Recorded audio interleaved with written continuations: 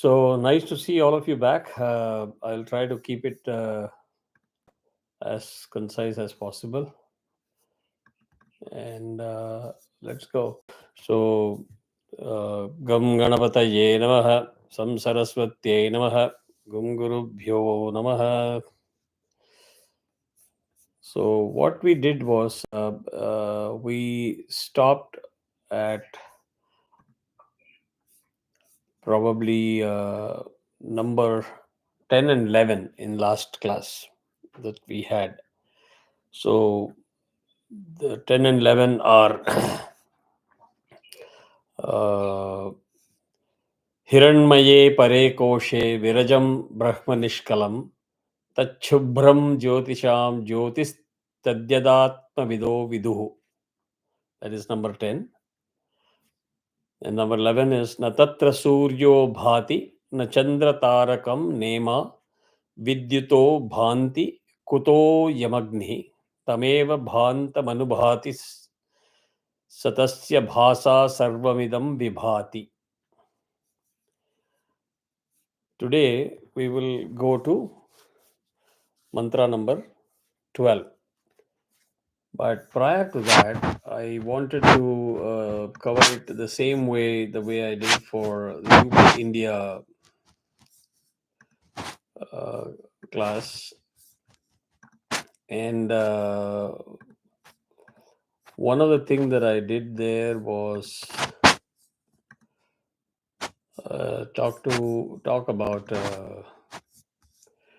Maslow's theory of hierarchy.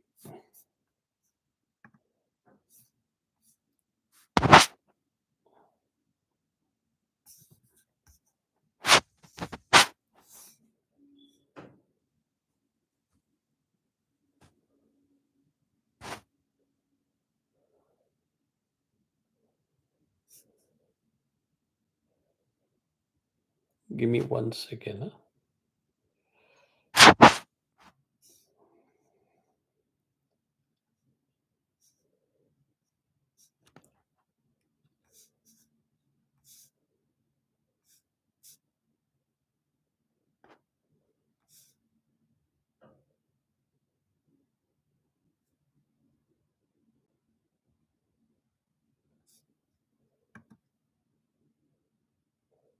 Yeah.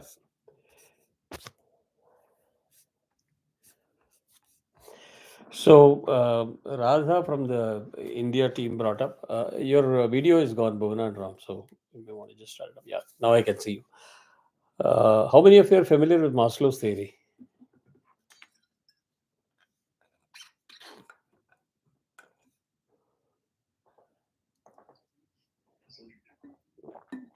Not familiar? Okay. No problem. Anu, koncham the camera clear panikala. Again. So it's a basic model that was defined by somebody by name Maslow, which is defining the hierarchy of needs of a human being. Hierarchy of needs, naka. Predominantly, he put a 5-layer model. 5-layer model, naka, for a human being, the lowest level that the person is interested is physiological needs. Physiological needs means food, clothing, shelter, warmth, rest, etc. So if you don't have that for a human being, you offer them anything, $1 million jackpot, I don't think they'll be interested. So these needs are very fundamental to every human being. And the theory says once these needs are met, that once you have food, clothing, and shelter, immediately the human being starts thinking about security and safety. Like if you look at the people, homeless people on the footpath, they don't care about what they're wearing, what they are doing, what they're eating, etc. First of all, they are worried about is this place. Sorry, they're worried about first food, clothing, and shelter. They don't mind getting kicked from one place to another place.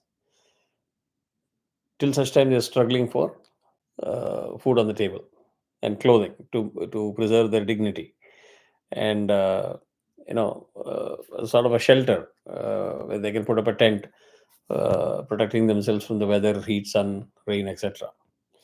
As soon as you see them getting it, the next worry is, will I be able to keep it? Is that place secure enough for me and my family? So the safety and security needs kick in. These two layers, Maslow classified as basic needs, very fundamental.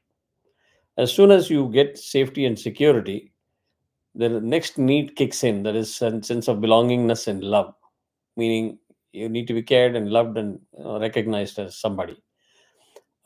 And that is the formation of intimate relationships or friends. You start making friends, you talk to neighbors and say, okay, yeah, I'm somebody, I'm part of the society. Once the belongingness and love is taken care of, then the esteem needs kicks in. You just don't want to be some member in the society. You want to be called as somebody. Yeah, I'm a mayor, I'm a head of this community, I'm a chairman, I'm a vice chairman, or I'm a very respectable priest or a doctor, something of the sort. So that prestige and feeling of accomplishment is important. As soon as you see the society and relationship needs are met with, this kicks in. These two layers form in the psychological needs. So two layers of basic needs, two layers of psychological needs. Once the psychological needs are met, you will see suddenly the person saying, "Oh, I become a doctor. Fine, I've been a doctor for the last 30 years, and now I'm a multimillionaire. What am I going to do with this money? I'm not going to take it with me." Blah blah blah. So they will look for charity, spirituality, donations, paying back to the society, paying back to the Matrubhumi, and this language kicks in. And the idea there is you start deriving happiness through seeing happiness in somebody else.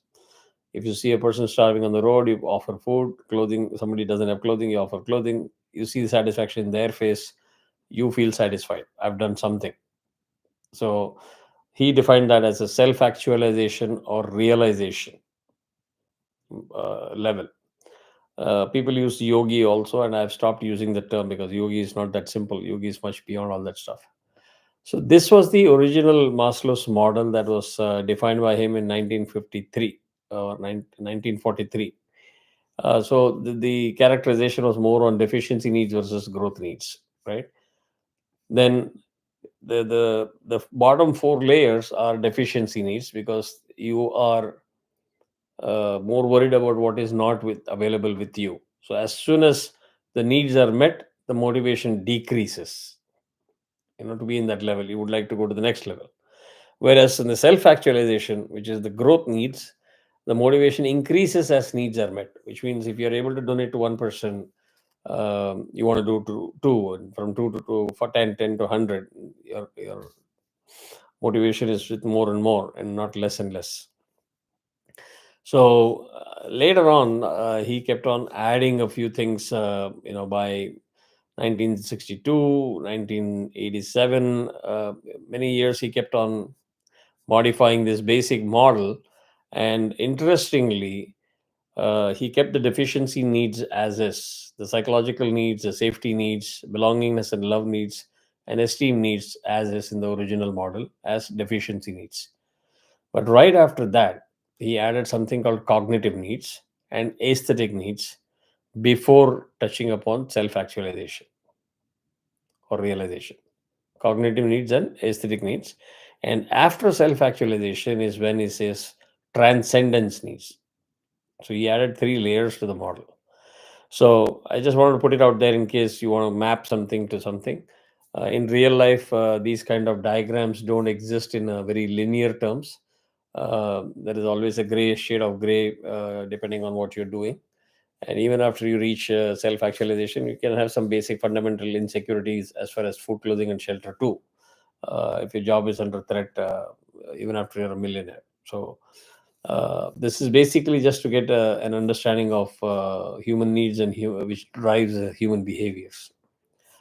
So, did I rush through it, or do you want me to repeat any of the things? Parvalel, yeah, okay.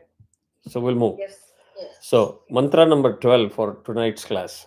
Very interesting. And this is the end of the second Mundaka. So once we complete mantra number 12, it means we are going to be 66% through Mundaka Upanishad. It's a pretty long journey, and I hope it is interesting enough. And the morning class, the way it went, this session is also equally very, very interesting. So the mantra says, Brahmai Vedam Amritam, Brahmai Vedam Amritam, Purastad Brahma, Paschad Brahma, Dakshinataschottarena, Dakshinataschottarena, Adhaschordhvam cha Prasrutam, Brahmai Vedam, Vishwamidam Varishtham, Adhaschordhvam cha Prasrutam, Brahmai Vedam, Vishwamidam Varishtham. So, for those of you who know a little bit of Hindi, you would have already got a gist of what the meaning is. Correct? In case you don't, let me give you the literal meaning of the words. Idam means this. Amritam is referring to the immortality. Brahma Purastat, in the front. Pura means in the front. Brahma Paschat means behind. Brahma in the back. Brahma Dakshinataha means on the right side. Uttarayana cha, also on the left side. Adhaha means below. Urdhvam means above. All of you do nyasam, so you know that. Prasrutam means pervading. Pervading means all pervading, all around you. Vishwam is the universe. Varishtham, the supreme, the highest. There's nothing above Brahman. So this is what the meaning is, that Brahman is all pervading, is in front of you, behind you, to the right side, left side, bottom, up, all directions. You will have Brahman. That is the crux of the meaning of this mantra, which I think we have been talking about in various mantras again and again. So, quick summarization of what we were talking before. There's nothing before the Brahman. So the Brahman doesn't follow into the bad category of cause and effect, because Brahman existed, is absolute truth, the real. Rest everything is Maya. So when we say that that is real, Brahman is real, it means Brahman is indivisible. You can't slice and dice. It's the absolute truth.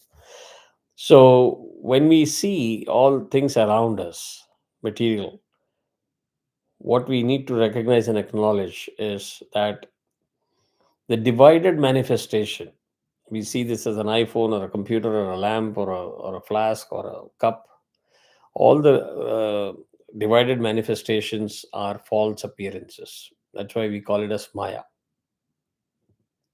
Right? So far, so good. You want to be a little interactive today, because otherwise I wouldn't know whether you are able to follow or am I going too fast. Last part, what you said, I was a little. We are saying Brahman is absolute, Yeah, it's all indivisible, indivisible, right? So you can't say there is a right Brahman, left Brahman. Just like train stations, Princeton North, Princeton South, etc. We can't do that. Brahman is absolute. However, when we look around us, we say, I can see a lamp, I can see a flask, I can see a computer, I can see a table, chair, etc., etc., trees, birds. To us, it seems they are separate things, objects, right? So the manifestation that we keep talking about of the Brahman is in divided form. So when we say that it is divided form, that is not the truth. That is a false appearance. That's how we perceive. Correct. I'm coming to that point. Correct. So it is false appearances because it appears to be spread in all directions or exist in everywhere, only from the point of view of individual perceiving or conceiving. It is our perception that these are separate objects, because that's the way we see it. So is basically in terms of uh, recognizing that these are individual objects. Can any one of you tell me what is the key thing that we do to perceive that these are individual objects? The key word. Sense. We set a context to it. No. So let me help you with this answer. It is something called dimensions. Very easy for people who have studied science to understand what I'm saying. Dimensions are core dimensions. Some of the fundamental thing that we already know is meter, kilogram, second. So we use meter for the distance, we use kilogram for the weight, we use second for the time. So we have defined, we have put some parameters for us to be able to identify and relate to certain things around us through these dimensions. The beauty is, as much as it helps you to understand what it is and define, it also limits you. It also limits you. So without the dimension, you cannot talk, you cannot experience anything. You will not be able to relate to anything. Correct? So keep using the same sentence and keep flipping it back and forth. That is how you will learn where you are today, what you need to understand, and where you need to go. That's a clue. So we said we perceive things based on dimensions in terms of space, time, mass, etc. However, that is what is limiting us, saying, unless I see things and unless I touch things and feel things, I can't believe it exists. So, again, flip it back. In order to understand what is Brahman and absolute, you need to go beyond that. That's your starting point. So, you have to believe there is something beyond that. You have to believe that there is something indivisible. You have to believe that it is beyond your perception today. You have to believe it is beyond experience. And the key word there to go there is realization. So you start with the belief and your journey starts, and then you do all the right things, you will realize the Brahman. Making sense? Okay. Anu, still doubtful? No, just sometimes it just goes. Some other thoughts come off. Don't let it happen today. I will request. No. Other thoughts I'm talking about in this context Mhm. only. And you say, when you're looking at the different objects and perceiving, and you're trying to, but what is that main stem or the thought process which is trying to bring us to look at the same thing as one? Are you trying to say something like that? Yes, I will come to that in a little while from now. Hold your thoughts, maybe 10 minutes. That's the whole crux of the class today. Okay. Right? So connect all the dots. We have learned a lot of new terminologies in the past. We have looked at same thing from different angles. Today, the whole class is about trying to connect all the dots and make you understand the thing very easily. But for now, understand, we see it in parts. That's because of our limitation, avidya, or the lack of knowledge that we have. And we are now bound or constrained by that whole thought of dimension and space and experience. And we ask for clinical data for everything. If we don't get it, we don't believe that something exists. Okay, so is it that you're saying that we're trying to put a boundary for everything? We have, not trying to, we are doing it. We are living our life with that boundaries. Okay, yeah. It will help you in understanding and talking to your children. Again, it is also because I think we are fixed in this gross body, which is actually limiting us. Don't use the word gross body. We will get into the detail towards the end of the class today. Again, I'm touching on that point today. Okay. Right? So you will use the right terms. But just take one thing at a time, as I'm sharing with you. It's a fact that we all limit ourselves to, I can see it's a computer, I can see it's a chair. That's how you relate it. Right? It's a common language that we have defined for ourselves. But what I'm saying is, while we are maturing and learning, unless we understand that all the knowledge that I've acquired, even if I'm teaching Vedas, I'm not God. We understood from the previous mantras that that is also lower level knowledge. The higher level knowledge is about the Brahman, right? Getting into the realization state from the experience state. You move from experience to realization.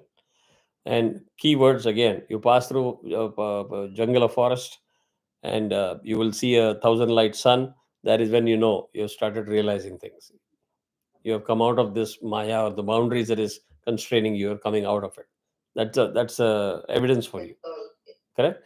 But how will you learn that if you don't even recognize that there is a forest? You don't even recognize there is something beyond this limited ability to experience things.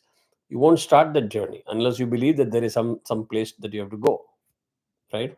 In simple terms, we all say we are trying to work hard towards gaining moksha. And that's where we started. Okay, what does it mean? Simple things. We are talking of various tools, mechanisms, systems that we follow, understand, appreciate, and embark on the journey. Right?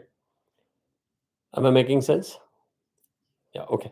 So we understand that absolute or the Brahman is neither the cause and effect, because then nothing originated before that. So it is not it's not an effect of something. It existed on by itself. That is what distinguishes Brahman from everything else. And if in case you have forgotten, Sonalji in the morning and Ushaji was giving very encouraging answers, because they said, yes, we remember all this stuff when you talked about Virat, Hiranmaya, etc., etc. The whole manifestation process I had explained in sufficient detail in a couple of classes. So you might want to go back and visit some of those videos and refresh yourselves, refresh your memories. So we just give different names to different objects based on the definition and based on the limiting conditions that we put on ourselves. But in itself, it is not complete. The iPhone didn't exist by itself. It is the result of somebody buying parts and assembling it and putting it together and putting it in the store so that you can buy it and you have it in your hand. So there is a cause and effect that you can attribute to everything that you do. So the one that is divisionless is Brahman, and the divided manifestation is because of the Maya, of the falsehood that we live in saying this is what the real manifestation is, right? So that is the crux of the mantra 12, mantra number 12. So let us now go to some of the previous things that we have learned, but make an attempt today to connect all the dots. Correct? So, do you remember that we have talked about the gunas? Yeah. Okay, so what are the gunas? Sat, sat, Rajas and Rajas and Tamas. Sattva. Sattva, Rajas, and Tamas. So, before all of this, we do know that there exists an eternal consciousness, right? And that is what we call it as Brahman. Now, whenever I'm shifting from the universe to this, understand the keyword macrocosm, microcosm. Microcosm is nothing but a representation of the macrocosm. So everything that I talked about there, Hiranyagarbha, etc., is the same thing in a human body also. Correct? So you're able to maintain the connection there without any trouble, right? Okay. So in Brahman, there exists the principle of Maya. Maya means that is unreal, or in clear definition, we call that as a causal matter. CAUSAL, causal matter, which is also known by Moola Ajnanam. Moola, the meaning of Moola, right? Core. Core. Huh? Origin. Origin. Yes, origin cholla venda. Moola means core or pradhana, first. Ha. So, Moola Ajnanam. And when we talk of Ajnanam, what are we talking about? Ignorance. Correct. That is the real, literal meaning of it. But when we say ignorance, what does it mean? Avidya. Correct.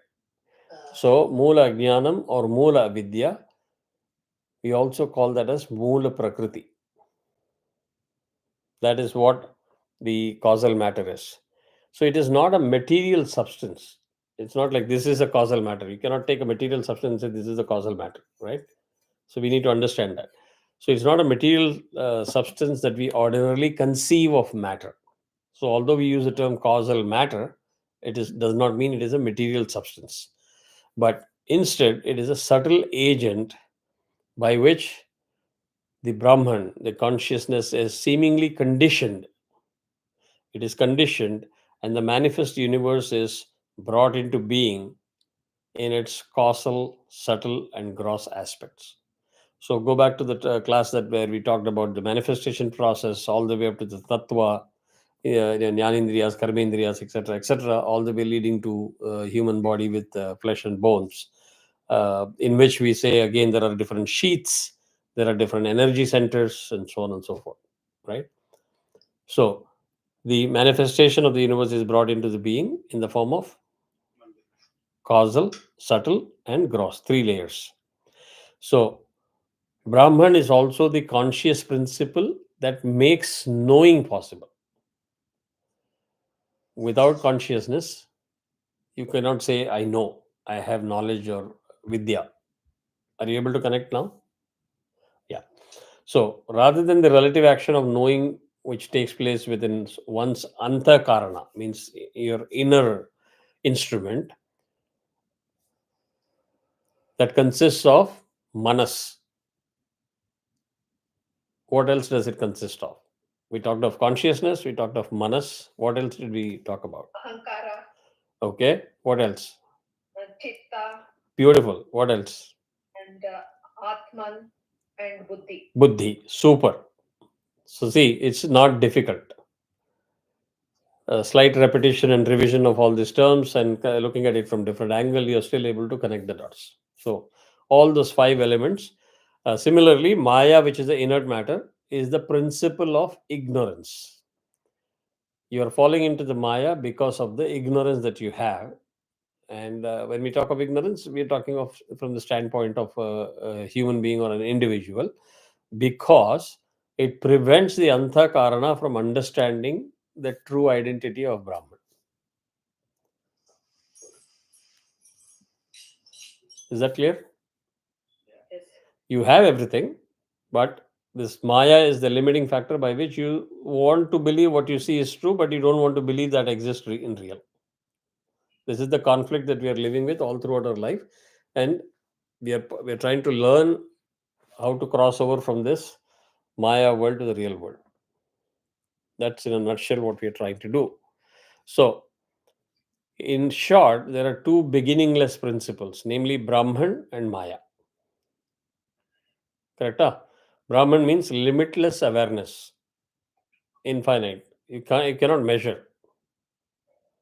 And that is what we call as also the Virat Rupam. Right? There's no dimension or measure that you can say this is this long, this wide, this heavy, etc. etc. And Maya, which we discussed just a minute ago, as the causal or the original matter. Although they look different, there is a contradiction that appears here. It is nothing but two sides of the same coin. Make sense? So the important contradiction is explained in the class. Though let us understand the fabric of Maya. The Maya fabric is composed of the three gunas that we talked about: Sattva, Rajas, and Tamas. So gunas are nothing but the subtlest and the most fundamental constituents. The subtlest and the most fundamental constituents of which every aspect of the manifest universe is made. Very important statement. I will repeat it one more time so that you can absorb it. When you talk of gunas, just don't limit yourself to saying that it is present in only human beings because of the way that you understand the meaning of these three terms. Okay, there's something new that you're learning. So you have to be alert to be able to understand what we're talking about. So the gunas are the subtlest and the most fundamental constituents of every aspect is manifest in the manifest universe is made. So sattva is of the nature of light. Sattva is of the nature of light, clarity, purity, insight, knowledge, intelligence, inspiration, peace, contentment, harmony, order, and beauty. All the good things. Correct. So it is not necessarily that sattva is associated only with a human being. That is the distinction I'm trying to make here and establish that point. So if you understood sattva, the essential power in sattva is that of revelation. Imagine there is no light. Imagine there is no purity. Imagine there is no clarity. The water that you look at it is purely muddied, not pure. You can't see things. There's nothing that you will be revealed or shown or you'll be able to see, right? Am I making sense? So sattva, the essential power of sattva, guna, is that of revelation. Likewise, the essential power of rajas, which is also of the nature of passion, desire, activity, motion, creativity, force, all of these are rajoguna, rajas. So the essential power is that of projection, mobility or projection that you do. Tamas is of the nature of density or heaviness, groundedness, solidity or practicality or dullness, apathy or laziness and ignorance. So when you see all of these things, you say that the tamoguna is active or dominant, correct? So essential power here is of concealment, hiding. So sattva is revelation, rajas is projection, tamas is concealment. So far so good, Anu? Yeah. Okay. Now we need to understand here that you can't just characterize these gunas as good and bad and say, oh no, I want only good gunas and I don't want the bad gunas. No, It's- you need it at different Yes, place. Because you do need rajas for activity. exactly. You need sattva for But what we are saying, in effect, in a very hidden way, is you need activity, but you don't need activity to the level of aggression and violence. it has to be constructed. Correct. And that's what you're trying to strike a balance between the three. They all are necessary. You can't say, I will have only sattva and no rajas and only tamas and no sattva. You cannot talk like that, right? So, now let us have the character of each of the positive and negative influence with the context of a given circumstance or endeavor. Let's take some examples. Ignorance, apathy, and laziness is associated with the tamoguna. So it is something that we want to avoid by default, but it's also responsible for the material substance out of which the physical universe is formed. Like what? The physical universe, the actual matter. Yeah, but then tamas, how does it come? Are you talking just when you say tamas also is important and we say physical? How does that apply? Okay, go back to. Can we take sleep as tamas? Hmm? Can we take sleep as tamas? Sleep is tamas, yes. Which is required also to get Yes. back activities. So I will give a clue. If you want to be able to make it easy to understand, apply the gunas into the three layers. You take the meaning in the physical layer, you take the meaning in the abstract or the subtle layer, and you take the meaning in the causal layer. It will make it easy for you to understand. Correct? So back to the tamoguna. It is the tamoguna is responsible for the material substance out of which the physical universe is formed. So if you say I don't want tamoguna, means there is nothing physical that you will have in the universe. So what will you relate to? So it is essential. It also provides a psychological stability. So you need that psychological stability, which is what lets us actually act on a thought. So you say, right, I need to concretize my thought, give it shape. So tamoguna is what provides you that aspect. It also provides the physiological regularities with which we are able to rejuvenate via sleep. We rejuvenate via sleep. So tamoguna, your question is answered, can also be associated with sleep, because without sleep you cannot be fresh and you cannot perform your daily functions. So that sleep cycle is essential to rejuvenate ourselves. Now, are you able to connect the dot with when you talk of sleep with consciousness? Yes. By what? The different stages of sleep. Perfect. So now you don't tell me that it is a very confusing topic. Leah, Yes. you're hitting the bullseye. And the same thing happened in the morning also. Uh, that was very encouraging. So we are finally, after weeks and weeks of discussions, we have been able to sort of connect the dots. We may not be a PhD in all these topics, but at least we know the basics, right? So next is the Rajoguna. In its extreme, the Rajoguna, as we discussed, it causes unbridled or mindless and sometimes very unethical pursuit of gratuitous desires. It's okay to say, I need some happiness, some peace. Not bad. I need lots of happiness. I need only happiness. There is an element of greed coming in, and that will drive you to everything destructive or negative. Correct? Okay. So we are then scared of such things and we say, hey, better not to have it at all. That's our human tendency. Why even get into that? We can't afford to take such a stand. You need the Rajoguna because it provides us with necessary determination to get things done.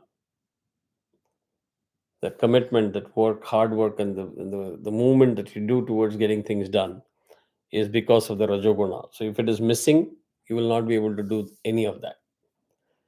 Because without doing something, you're not going to be able to accomplish your goals. So, can anybody give an example in our own context of our discussion?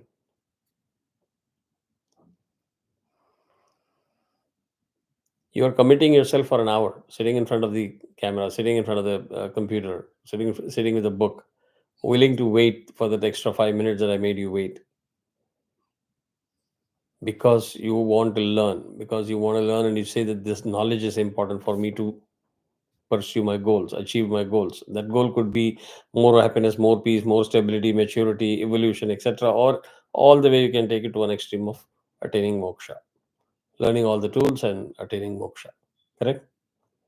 So that is coming under the Rajoguna.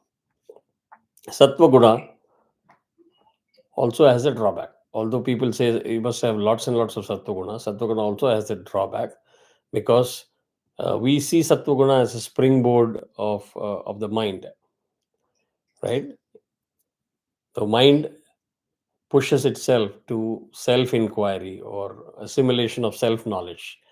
So, the journey that we keep talking about is all about asking those questions: what is manifest, what is unmanifest, what is indivisible, what is absolute, what is avidya.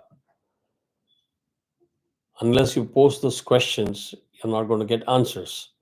Now, once you pose questions and you get answers, that is not enough. You have to assimilate that knowledge, right? Paravidya, aparavidya, we discussed, yeah. The no the why am I blanking out? Angaraka.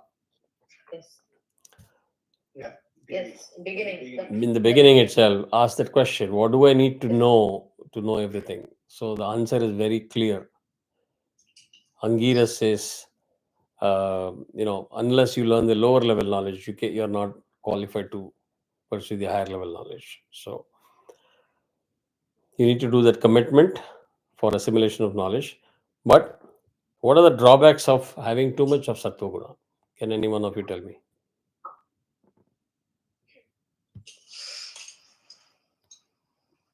One may become a little vain for that. Elaborate. Feeling very up that, okay, I know more. You hit the bullseye. The superiority complex kind You of hit the bullseye. See how simple it is to understand. So I'm not talking rocket science here. We all know a little bit of it. It's just that now we're trying to connect all the dots and make ourselves aware of that. Yes, I know about it, so that you can implement it. You can assimilate it and implement it in your daily life, right? Isn't that like, this is something I keep thinking, because all of us, or let's say each one of us, Mm-hmm. to a great extent, until and unless we have started understanding that, okay, I have to look at myself as separate.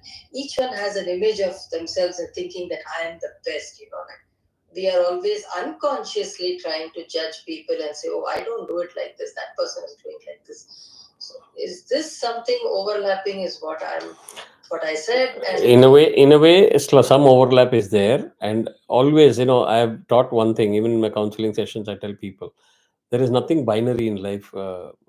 There's nothing of critical importance that is binary in life. There is always a spectrum. Talk of happiness. Basic happiness is must, without which you can't survive.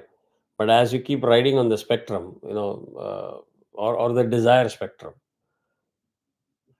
there's a whole bandwidth. So you have to position yourself in a very comfortable zone, balancing all of these characteristics. That I don't go after infinite happiness. Then that becomes a greed, and you're willing to do anything to pursue that goal, right? So when you chase one parameter to its extreme, you're automatically drawn to the other extreme in another parameter. Am I making sense? You need happiness to survive. It's okay to think that you're the best, but moment you start extending that to say I'm the best in comparison to somebody, you start judging other people. That is a troublesome spot. yeah, So you need to know that to avoid it. So take anybody who's taken counseling from me. Opening session, opening sentence, I will say, please eliminate the letter J from your dictionary. It sounds very simple and crazy and eccentric, but it's so powerful. Just eliminate it from your dictionary. That you don't sit and judge people. Assessing is okay. Yeah, Anu, you're not paying getting attention. inspired is something different. Like if you want to compare and say that, okay, I'm getting inspired with that person, therefore I'm comparing, then that's different. But No, comparing is benchmarking, which is different from judgment, okay, yes, right? okay, So that's a clarity we need to have. yeah, right. Yeah, I'm good as long as I think I'm the best, because then you're limited to your karma. If your judgment is right, you will get moksha. If your judgment is wrong, you'll have to get one more janma. That's all. It's not going to do any big damage. The moment I poke my nose into others' business, I can assess you. I can say, Anu, you're not paying attention here. I'm not judging you. I'm making an assessment. But to take that to an extreme to say, oh, Anu never pays attention in my class. Two different things. Yeah, right. So, there are people who have argued with me. No, no, no, that is also judgment. This is as I said, don't argue just for the sake of winning an argument. Understand the nuances. It will make life very easy. Right? So keep in mind the key explanation that I'm giving. If you're trying to go to the extreme in one parameter, you're obviously drawing yourself unknowingly in another dimension or another parameter. And you don't want that. So it also limits you. The moment you start thinking that I know everything, there's nothing that somebody can teach me, it shoots up the ahankara. So anything of excess of any one element in that whole process of mind, chitta, manas, etc., is going to mess up your whole balance, right? So ahankara is required, but don't make that as a predominant factor so others don't make any sense. Because you will get blinded. You will get blinded to rational thinking. You'll get blinded to reality, and you'll be living on a different planet. So sometimes when this kind of wrong perception about yourself can also stop you from seeking further knowledge. You stop the pursuit of knowledge. So that means in that whole track of lower level knowledge to higher level knowledge, you're forcibly or fictitiously you're stopping yourself at a station, thinking that you have reached your destination, when in reality you have not. Right? And it's good to know that I have achieved something, I've done something good, recognize that milestone, to infuse happiness within yourself, to motivate yourself. But to talk the same achievement in hyperboles and taking it to extreme is dangerous. That's what we're talking about. So what happens is Maya is both the causal matter, which is pradhana or prakriti, and the conditioning effect of that matter on Brahman. Again, I would say go back to the YouTube where I explained the whole process of manifestation. At what point, the context that I'm talking about is Virat Hiranyagarbha, Ishvara. I went into details for at least 2 to 3 classes. So go back to that and refresh your memory. So, if I have to summarize, what is the effect of Maya on Brahman?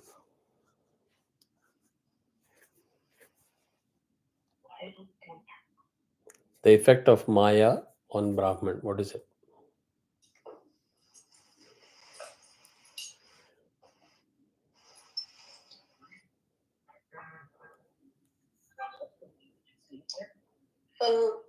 Maya is important. No. What is the effect of that on Brahman? Oh, okay. It causes you to black out. You're blinded. Unable to realize it. Correct? Am I making sense? Yeah. Blinded in the sense, you're coming to the samsara, so obviously you are going to be covered or blinded by Maya, because that propels you to do certain things. Or not do certain things. Ignorance. Or not do certain things. Or Both. not do certain Both. things. Both. For example, definitely Maya has to come in as soon as the child is born. If Maya is not going to be enveloped, the mother will not have that relationship with the child. So Maya is very important in certain, because if there is no Maya, that doesn't work. So You're this confusing Maya with attachment. No, not attachment. Like immediately that covering has to come, so that see that there is a very thin line with attachment and Maya. That's what I want to clarify. Don't take the literal meaning. The literal focus on Maya, the interpretation of Maya is you are believing in something that really doesn't exist.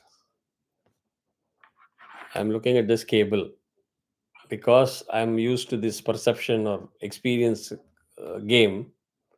I see white color. I'm giving dimension to that. There's a wire of this diameter. It's coiled.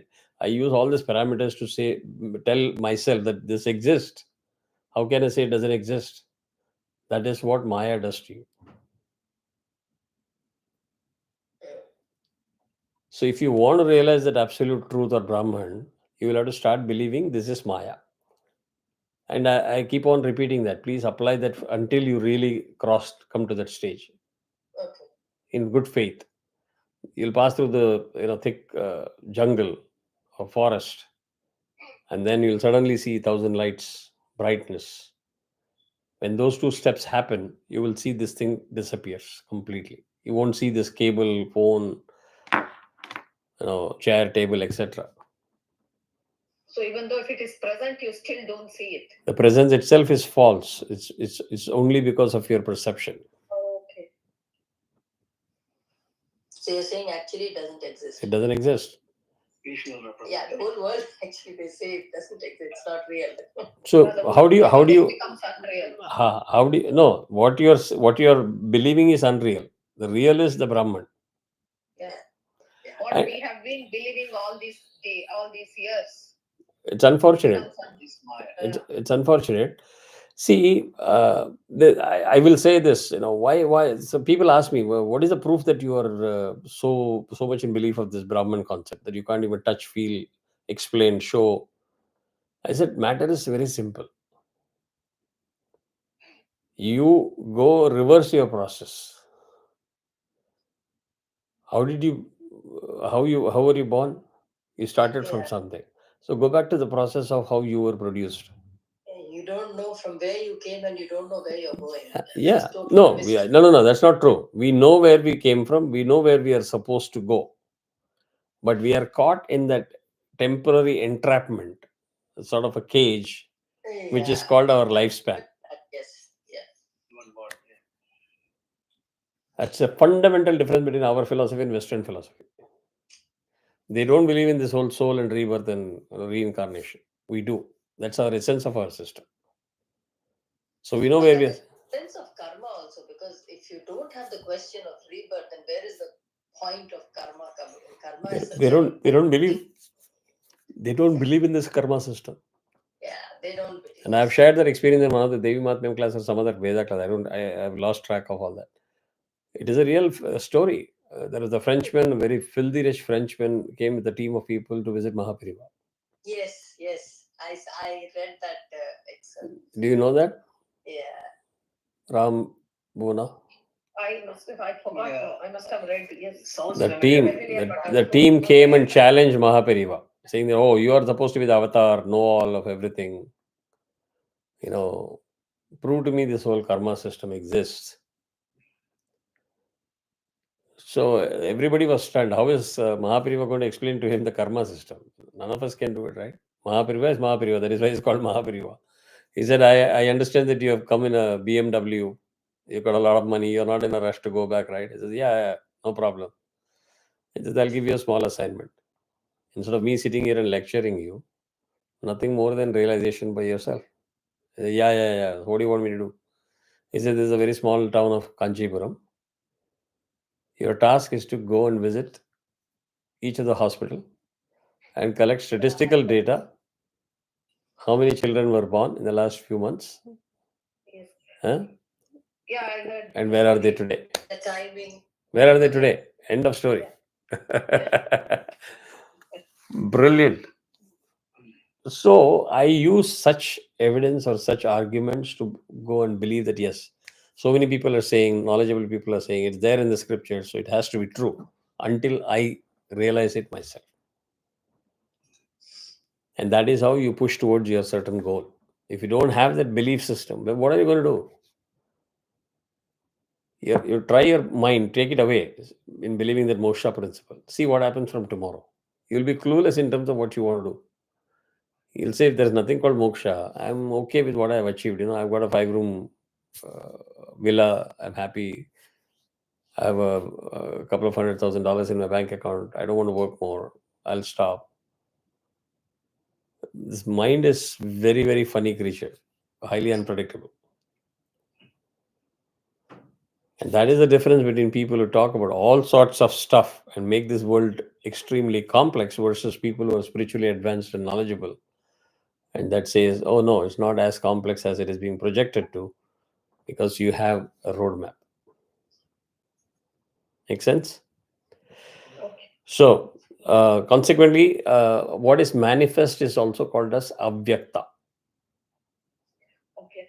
Okay, unmanifest. Unmanifest is called avyakta.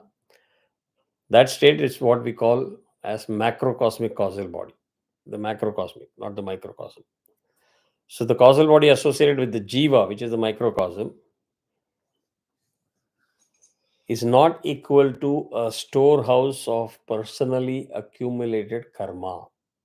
So interestingly, we talked about karma. So Maya is not a storehouse of personally accumulated karma that requires and thereby creates a body. So it's not like Maya is creating a body because it has to package the whole set of karma into that body. Simple. You're able to understand this statement? No. Okay. So the original unmanifest is referred in our philosophical schools. We call that unmanifest as avyakta. So now connect the avyakta, the unmanifest, to the 3 fundamental constituent gunas. Oh, okay. So each guna has got 2 basic powers. Please pay attention here. Each guna has got 2 basic powers. First one is called the avarana shakti, the power of concealment, and vikshepa shakti, the power of projection. The power of concealment and vikshepa shakti, power of projection. Now, by means of these 2 powers, each guna produces a different upadhi. Each guna produces a different upadhi. That upadhi that accounts for one of the 3 essential aspects of this manifestation. So what I'm going to do is I'm going to stop with this, allow you to soak in this new term, and we will start from explanation of that term in the next class. Was it clear or was it confusing, tonight's class? Everything was okay except the last. Yes. So obviously, I have to create an incentive for you to say, okay, I will not miss the next class. No. Yes, true. We will not. So I'm appealing to one of the gunas that you have. So I was just thinking about the Maya, right? Hmm. So we are all sitting in a room with the light. So what our shape and everything is a reflection from the light. Hmm. So when you are in the dark room, you will not be able to see because there is no light. There is no vacuum. Vacuum, then you won't even feel the vibration. Correct. You can't hear, you can't see. But the things are there. They are not gone anywhere. But you are able to You believe that the things are there because you are experiencing it. before. No. Again, don't get confused. There is only one thing that I'll say. Don't confuse it with the Maya, with light and darkness. I understand the explanation that you're trying to give, but I don't think you should go in that direction. Okay. All you must say is, if I can experience, I can touch, I believe. If I can't experience, I don't believe. I said you're looking at the whole world through the prism of five senses. What we know, how we know. Correct. So you have to come out of that. So simple. If I just because I'm not able to touch doesn't mean it doesn't exist. Take the air around you. You're breathing oxygen, right? You're breathing oxygen. Can you see it? No. Can you feel it, believe it? Feel it, yes, believe it because we are No, alive. you can't feel the air. Yeah. Don't confuse air with wind. Okay, oxygen we can't feel it. We can't smell it. But it's existing all around you. How will you know? Give me a good example. Because we are alive. When you sit in a room where there is no air. No, simple. Make a trip to Mount Kailasha. When you start gasping for breath, you'll say, even though I can't see it, it exists, and without that, I can't be alive. So nice closing touch.